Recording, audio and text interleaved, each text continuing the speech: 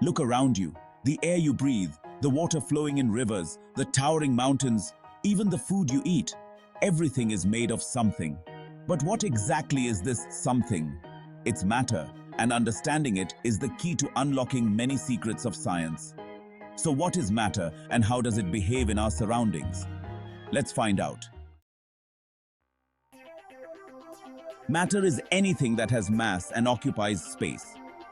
Whether it's a solid rock, liquid water, or invisible air, matter can be found in everything we see and even things we can't see. But the key question is, how do we define its different forms? We can perform a simple activity to understand this concept. Take an empty glass and blow air into it using a straw. You may not see the air, but it fills the space in the glass, proving that air is matter. Similarly, pour water into another glass and you'll see that it occupies space. All matter, whether it's solid, liquid or gas, is made up of tiny particles. These particles are so small that even with the most powerful microscope, they can be difficult to see. Now, let's look at the properties of these particles. First, they are very small. Imagine a drop of water. It may seem tiny, but it contains billions of particles. Second, they have spaces between them. The amount of space varies between solids, liquids, and gases. Third, they are in constant motion. The particles in solids only vibrate, but in liquids and gases, they move around freely. And finally, they attract each other. This attraction is strongest in solids, less in liquids, and weakest in gases. Here's a fun experiment. Dissolve a teaspoon of salt in water. You'll see the salt disappear. But if you taste the water, you'll know it's still there. The salt dissolves because its particles break down and fit into the spaces between the water particles, showing us the spaces between particles of matter. In solids, the particles are packed closely together. The attractive force between the particles is very strong. They have a definite shape and volume, meaning they don't change unless force is applied. Think of a wooden table. No matter where you move it, it retains its shape. Similarly, ice cubes, although cold and fragile, are solids that hold a fixed shape. In liquids, the particles are loosely packed and can move past each other. They have a definite volume but no fixed shape, which is why they take the shape of the container they are in. The force of attraction between particles is weaker than in solids. Take water in a glass and now pour it into a bowl. Notice how it takes the shape of the new container. That's because liquids don't have a fixed shape, only a fixed volume. In gases, the particles are far apart, moving rapidly in all directions. Gases have neither a definite shape nor a fixed volume. They expand to fill the space they are in. The force of attraction is very weak. Blow up a balloon.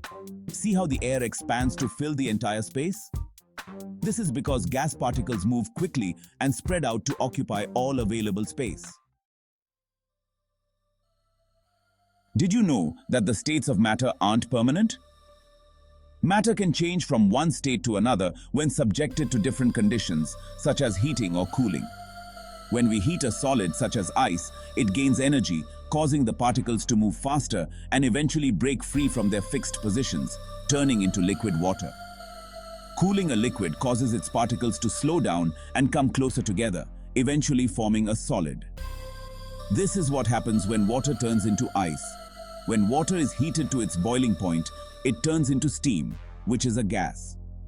The process of changing a liquid into gas is called vaporization. When gas cools down, its particles lose energy and come closer, turning back into a liquid. You can see this when steam condenses into water droplets on a cold surface. Some substances, like camphor or dry ice, skip the liquid state entirely and change directly from solid to gas. This process is called sublimation. Take a piece of dry ice and watch it turn directly into gas. You'll see smoke-like vapors, which is the sublimation process in action. Whenever a substance changes its state, it absorbs or releases heat without changing its temperature. This heat energy is called latent heat, meaning hidden heat. When a solid changes into a liquid, it absorbs a specific amount of heat, which is known as latent heat of fusion. When a liquid turns into a gas, it absorbs latent heat of vaporization, allowing the particles to break free from their bonds. Temperature and pressure greatly affect the state of matter. By increasing the temperature, you can make solids melt into liquids and liquids evaporate into gases. Pressure, on the other hand, can compress gases into liquids. At high altitudes, water boils at a lower temperature because the atmospheric pressure is lower. This is why cooking takes longer in mountainous areas. Evaporation is the process by which a liquid turns into gas without boiling. It occurs on the surface of the liquid. Many factors affect the rate of evaporation, such as temperature. Higher temperatures increase evaporation. Surface area.